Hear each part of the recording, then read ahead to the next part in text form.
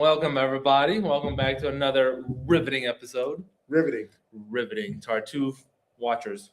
I know my wife's not one of them. I talked to her about it the other day. My wife's not one of them either. So bam. But welcome back. We're going to do an episode today about Washington versus Idaho, the little differences going on. Obviously, we're a little biased living in Idaho. We like it a little bit better, but we're trying to be... No, we're not. We're trying to be as as unbiased as possible.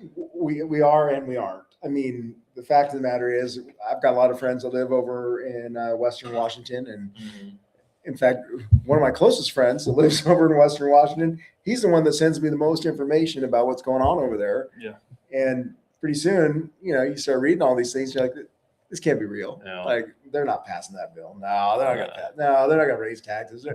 And it just keeps going up and up and up. And he's a business owner, and he's pretty much pulling the plug. Yeah. So is that the same guy that's selling his commercial proproperties out there, or is it a different guy? Yeah, he's got a bunch of commercial properties on the market right now as we speak, and he's going to relocate. Well, he sold off his businesses. Yeah. And he's going to start something new in Idaho. Yeah. But he's just tired of supporting everybody else and looking at what the cost of living is and looking at cost of everything else. I believe it. Yeah. I believe it. On top of, they passed a new tax bill last year to increase taxes, $15 billion in taxes. But where's that money coming from? Coming from jobs, property taxes, gas, a whole bunch of other stuff that is all tax on the people at the end of the day. Right. And to be able to generate that income, that's why a lot of people are leaving. A couple of different things we're going to be talking about is a couple different bills that are being introduced into the Washington state legislature. We'll start with the least impactful.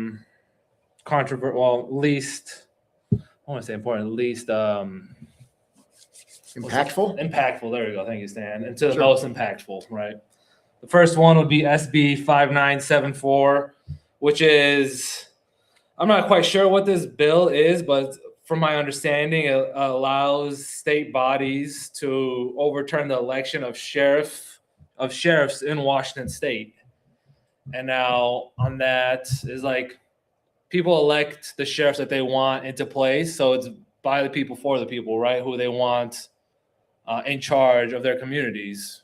Right. So having someone that's some kind of government body coming in trying to overthrow the election is that's kind of odd. I mean, yeah, that's why the least impactful, because I'm not really not too sure of the ramifications or what it all means entirely.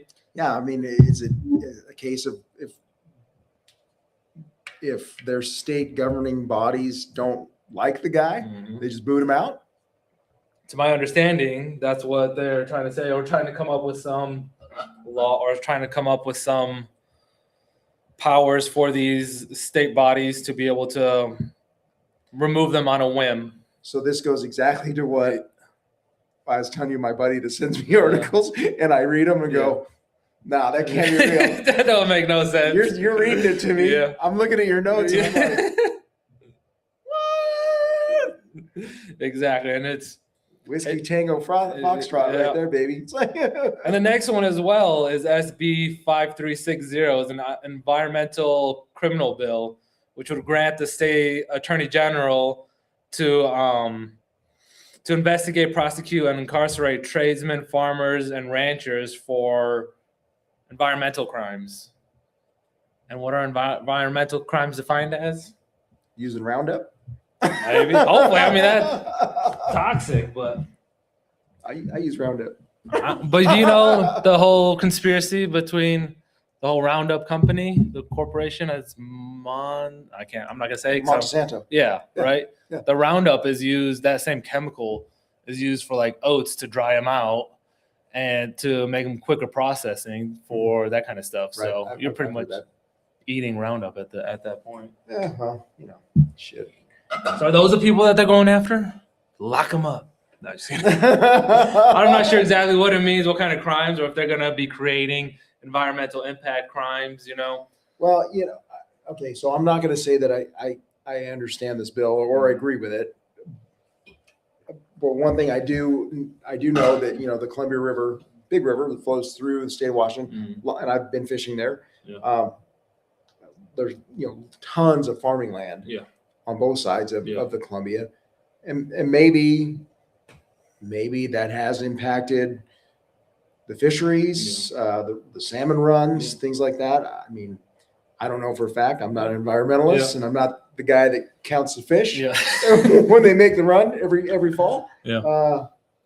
But maybe that's what they're concerned about. And I can maybe see there's got to be some sort of balance, right? Maybe there could be a buffer away from things like that. Which obviously we don't want to pollute our environment. We want to keep our environment as pure, as clean as possible, while innovating and doing what we have to do to feed ourselves at the same time. Correct. So there has to be, like you said, a balancing act between the two of putting those guardrails in place to stop people from polluting into the rivers and into the land and dumping oil down the drain and what have you, but also not worrying about one little fish, if it's only one little fish, right? Exactly.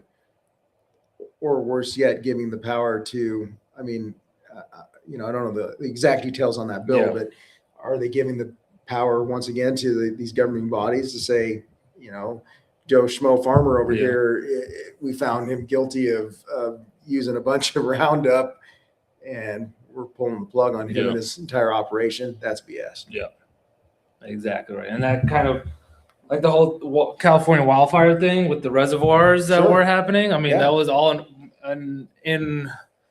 in words for the environment to protect this one toad or fish or whatever that happened. But the devastation of not having the water in the reservoirs to be able to protect people and their property was kind of, I think, was a little bit more important than a couple of fish and a frog and whatnot. So it was that balancing act, I would think. Oh yeah, I say fuck the fish. It's like, those people, there's homeless people now still. I mean, I don't know how many. I heard a thing on the radio maybe a month or 2 months ago that like 3 permits pulled since then. I was like, that's it? Well, that were approved? Because I'm assuming there was a lot more pulled. From what I've heard is all the regulations that are being put on top of these new construction homes that they're trying to rebuild in the Palisades, of these crazy stilts that have to go hundreds of feet into the ground, which is obviously over engineering to a certain degree. But you also had houses that were up there from like the early 1900s that were there and that were fine. Which is always funny that people argue about like the safety standard. Exactly. Well, I'm just sitting there going like they're burned down because they came down because of a fire. Yeah, not because of lack of water. It wasn't because they weren't safe on the side of a hill. Just funny how like you see these houses built in the early 1900s put together with like nails that are still holding up together. Yep. And those safety standards back then were fine. And I just thought that was a funny fact. Well, that's kind of the house I grew up in. Yeah.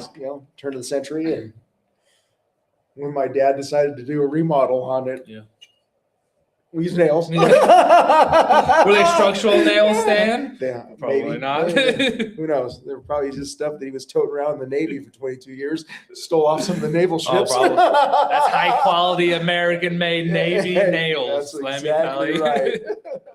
But the most impactful bill that's going to be coming up for a vote tomorrow in the Washington State Legislature at 8 a.m. is SB 6346, the good old income tax that they are proposing for the state of Washington, which is notorious for not having income tax. Yes, that's a big one. And that right there is going to be, as they say, the straw that's going to break the camel's back, I think. I think it's going to pass. That's what I think. Yep. And it's gonna cause a tidal wave of people pulling the plug on Washington State. Yeah. It's just crap. Just total crap. I mean, yeah. Just based on talking to, we were just recently over in Western Washington, meeting with our friends and some other business owners, and they're all just, they're tired of the taxation without representation, so to speak. And they're tired of their taxes going up and supporting things that they don't want to support, they don't believe in. And they all keep saying they want to come to the free country of Idaho. Yeah. Which Seattle and Washington doesn't have the luxury of the weather that California has to be able to argue the crazy taxes that they have going on over there. True that. And so that's pretty much like you're staying in a crappy climate, both environmentally, Mother Nature speaking, and politically. I mean, at the end of the day, how much crap can you take before you decided to end up moving? Well, and it's shown up in the Seattle real estate world, commercial especially. They've got high vacancy rate for their commercial buildings. And nobody is raising their hand to fill them. Yep, 100%. So you look at that, and then the price of their houses have been dropping dramatically over the last year and a half. Days on market longer over there. So,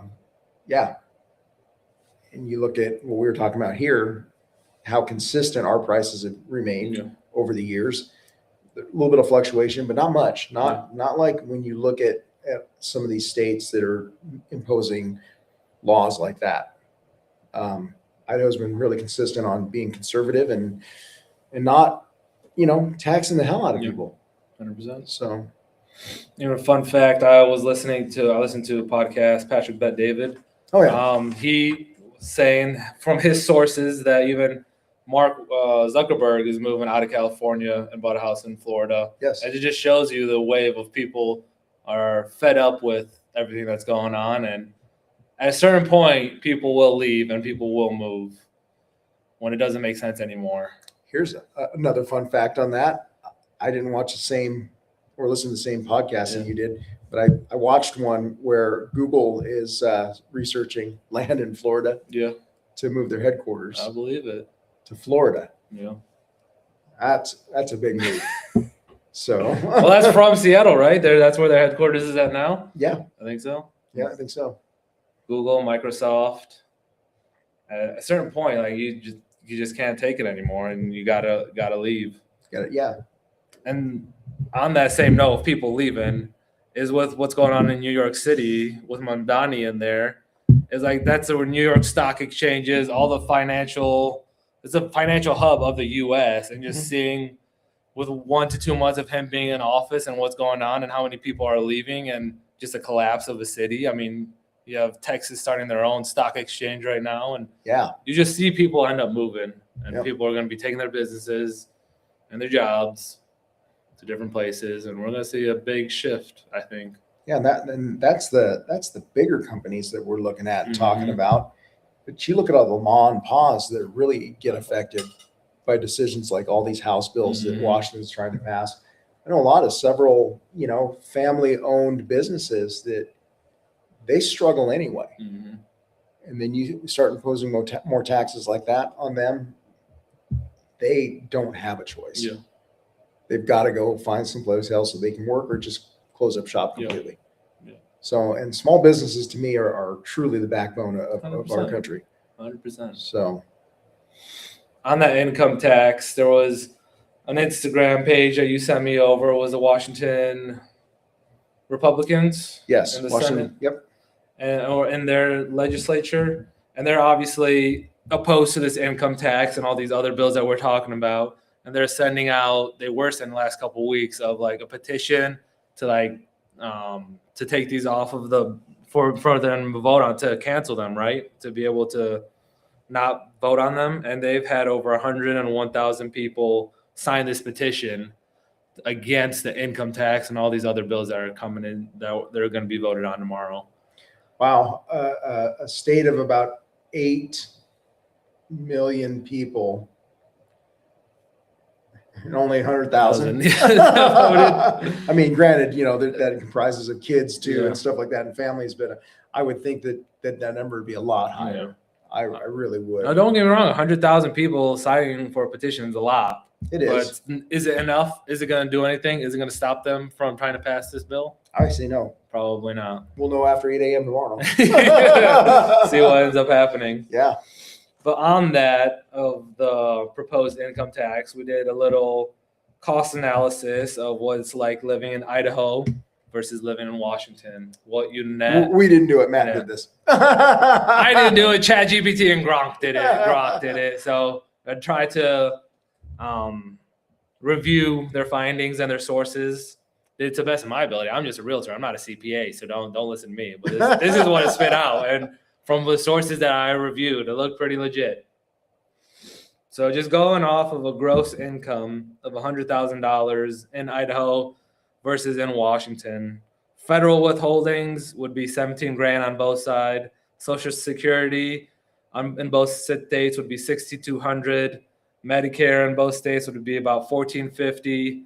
And then when you get into state tax is the difference. Obviously, in Idaho, we have a state tax, and for someone making $100,000, that'd be $5,400 in state tax, and none at the current moment in Washington. So what that shows us is your net take home would be about $70,000 in Idaho versus about $75,300 in Washington. So technically, on paper, that seems good, right, Stan? Yeah, sure. Yeah, I mean, yeah, it does. $5,000 is $5,000. 100%. And so, on the surface, that does look better. But we're breaking it down: sales tax, average gas prices, property taxes, and the proposed new income tax on top of if it gets passed tomorrow. So you sprinkled in a little bit of real life in there. So gas and stuff like that. Exactly. And so for the proposed income tax, I was doing a little research and it wasn't very clear. They were voting on an amendment to be passed to only tax people making over $1 million a year. And some place the Republican Instagram page said that it did not pass. However, looking online, it was showing that the amendment was passed and approved into that bill to only tax people making over $1 million a year. Okay. So I'm not sure which source to take from, but we're gonna go with what we got. Right. And so what we got is saying yes is what you're leaning towards, that it's $1 million or more a year in income. Yeah. So if you make any amount made over $1 million is what you'd get taxed on. Okay. All right. Technically on All right. this. Let's just go with that, because I don't know a lot of people that make that kind of money. So on that sense, there still wouldn't be any state income tax on someone making $100,000. But according to that bill, people making over $1 million would get taxed between 9 and 18% on that $1 million that money they make over $1 million. So that's who it would affect: top income earners, right? Okay. But now let's get back to reality. What is the numbers looking like for sales tax? Out here in Idaho, on average, it's 6% sales tax on anything that you purchase. Mm-hmm. In Washington, you don't pay sales tax on groceries, but you pay it on everything else. And obviously, there's no state blanket of income tax in Washington. You have like the base of the state, which is 6.5%, and then each county has their own imposed taxes on top of it. Okay. So with that, it's anywhere between 8 and 10% sales tax, depending on the county or region or area you're in. Exactly. Okay. All right. So just on that alone, I mean, groceries excluded, you have another 2 to 4% on top of sales tax for whatever else you buy. You got the base plus. Yeah. The liquor that you buy, the home improvement stuff you buy, anything like that. All right. Average gas, though. Average gas. That's a big one. That is. I mean, people, it sucks. We all need gas. Not all of us have EVs. Right. Out here in Idaho, there's not a lot of EV charging stations anyways. Nope. Out here in Idaho, average for February was $2.97.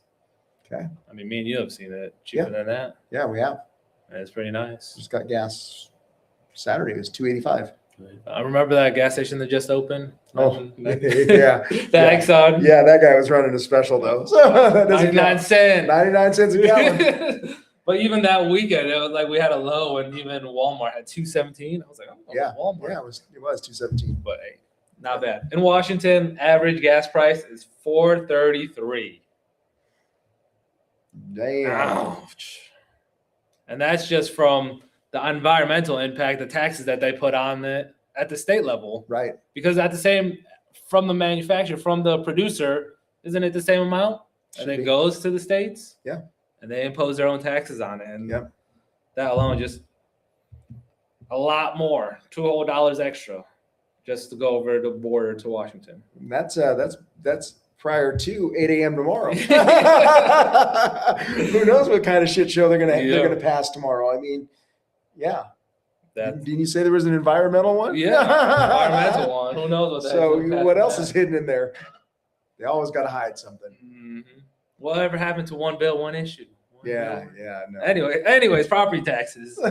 There's no blanket property taxes on either state. Obviously, you have different levies in different counties and different schools and what have you. Mm-hmm. But on average, the property tax in the state of Idaho is about 0.5% of the assessed value of the house, which is sounds right. Not bad. No, it's not bad at all. And in the state of Washington, same thing. There's no blanket, but what we're seeing on average is 1% of the assessed values of the properties. Now that's double, but the prices are kind of a little more elevated here as opposed to over in Washington, but still. You could say it's regional too, though. Yeah. I mean, you look at like Stanley, Idaho area and stuff where there's really nice, expensive homes and, much akin to like the Bellevue areas and Lake Stevens, Lake Washington's area, over there in the west side. So it just, but still the bottom line is it's 1% versus 0.5%. So while you may be taking more home in Washington, it gets eaten up pretty quickly by everything else that you have to pay for.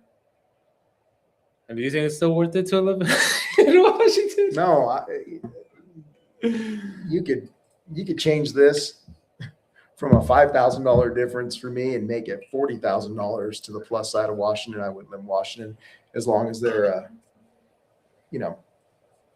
not conservative. Yeah, I agree because the craziness that they got going on over there. I mean, shoot. But that's me. That's me, and that's my biased nature because I love the red state of Idaho. Yeah. That said, though, I mean that's the reason why you look at our pricing here, and it's been very consistent over the years with very little fluctuation. And we were talking about it earlier. If you look at a development standpoint of things and the annexation process to get land annexed into a city limit, one of the 4 major cities around here, and get services, mostly sewer. Sewer's the big one. Yeah. It's a process. It doesn't happen. You drove by that one subdivision on Friday, right? And what they've got just dirt there right now and a sign, right? And then you talk to the agent. Yeah. What did their agent say about the timeline for that? Oh, they're not going to be breaking ground till the end of this year, 2026. They're probably not going to be having houses for sale till mid of next year. Yeah. So, and that makes total sense because there's just it's a process to get from A to B, from just raw land to be able to put up houses. Yeah. So and then you've got the platting process and everything else that falls in between that. So, but that's another reason why our prices do stay fairly consistent, even quote starter homes anymore are that $500,000 price point. So, I mean, even onto that fact, I mean, what you pulled up, how many permits were issued and approved year to date from 2025, right? Yeah. In Kootenai County. In Kootenai County and in Spokane County. So it's not the whole state. It's just where we are and what's most affecting our region right here because we're right on the border of both. In Spokane County, 747 permits were approved. That's single family, duplexes, right? ADUs. Yep. A total of 747 permits were approved year to date from 2025. And in Kootenai County, there was almost 2,000 permits approved, 1,906. Yeah. Single family, ADUs, multifamily, duplexes. Cabins. A cabin. Oh, that number was. That's a different story. That one was a little confusing, but almost 2,000 permits were approved, which is insane to me. I mean, it just shows the demand that it's coming over here. And obviously these builders are, as we talked about last week, half of our market right now, half of our pendings are being supported by new construction. Yep. And it just shows that we're not slowing down anytime soon. No, we're not. I mean, and you could get onto any of the city websites. It's all public records. You can go into their search bar and start typing in, for planning and zoning, what subdivisions they're talking about, and you can pull up every time they talk about a new subdivision and where they're at, and if it got proposed and if it got accepted or denied, things like that. So, and there's a lot of them. There's a lot of new subdivisions coming, and there's a lot of people waiting for them. Which is good in the long term, or in the short term that we're talking about, is obviously we're going to have more supply coming up onto the market. Right. Hopefully it brings down prices, because if you have more supply and demand stays the same, I mean, it brings prices down. But if you have high demand as well, it comes around with interest rates coming down as well.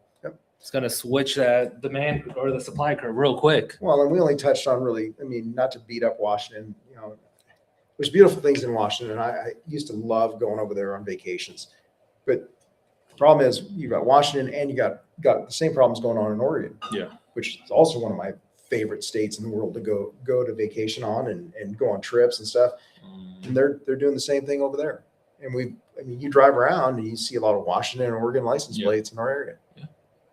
So it's putting more stress and more demand on our local housing market. And that's really the gist of this podcast was talking about why there are so many, the prices are where they're at. I mean, every question I always get asked right out the gates, why are your houses so much more expensive? I mean, you can get the same house for 150 grand to 200 grand less just over the border. You throw a rock over here and you hit the border. Seriously. Like, if we showed you on a map or just took you outside and showed you guys, we could show you Washington State from our office. So that is the reason why our pricing is so much more than what you get over there, because fiscally our state is very responsible and they listen to what the people have to say. Which is funny, talking about this, where a lot of people coming from Washington over to Idaho. I have a handful of clients doing the opposite, moving out of Idaho. You do, which is really rare. Yeah, which is funny because it is rare, but it seems like I'm attracting quite a few of them that are moving over there. But when I start talking with them about the taxes and everything else like that, they're like, "Oh, I haven't looked into that. Oh, I'm not sure about that." But so like trying to bring them a Jesus moment of like, what is it actually going to look like? But just so they're prepared. Exactly. Right? Yeah, I get it. Just so they know what they're getting into. Yeah, their jobs might be over there in Spokane and they're tired of the commute, the 40 minutes or whatnot, which after doing it for 10 years, I would agree with. But just trying to prepare them on the financial side of things. Sure. And there are some hella good buys over there. I mean, you look at like the Otis Orchards and Green Acres area, houses on acreage over there are way cheaper than over here. Like half price. It's like, it makes it very difficult to say, yeah, why not? Yeah. Just remember, it's not a short-term move. It's a long-term play. 100%. And do you think, because we have so many people coming over here from these other states, there's a risk of our legislation changing, us turning into a purple state and passing some crazy stuff here in the future? I'll say this and I'll say it out loud. The answer is yes. We need to get a governor with some backbone. Little has been in his position way too long. I think he's kind of acting like it now, like he's just on coast mode. But we need somebody that's more like DeSantis. That's reading the room, reading the state, and stepping up to the plate to keep us conservative. Doubling down on our values. Yeah. So that's how I feel about that. All right. Anything else you want to tie off this podcast for? Hey, USA Olympic hockey teams, men's and women's. Good job. Freaking awesome. Gold for both of them. Love it. Absolutely love it. I was hooked. Started watching the women's and I was like, man, these gals can play. And then started watching the men, and I've always been a big men's hockey fan. So, but I was impressed by the women's too. So all the people talking crap that we can't play hockey. Well, yeah, put that. Who's laughing now? Yeah, put that in your Maple Leaf and suck it. So, well, thank you again. Another riveting episode, and we'll see you on the next one. I see you.